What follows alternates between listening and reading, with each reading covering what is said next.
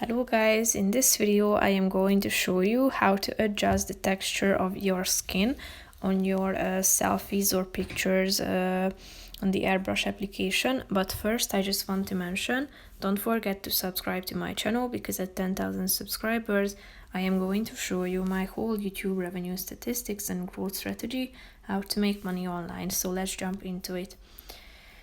Take a picture with your phone by tapping on the camera icon, or select a photo by tapping on the library section. Then click on the retouch button down below, which is the second option.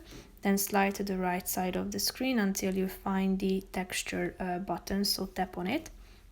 After that you should tap on the brush icon and select the brush size by clicking on the third option, and select its size by using the scale.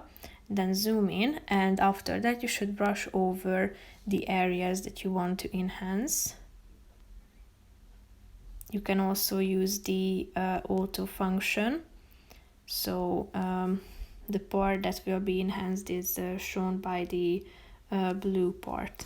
If you want to erase the adjustments, click on the eraser button and they will be reset.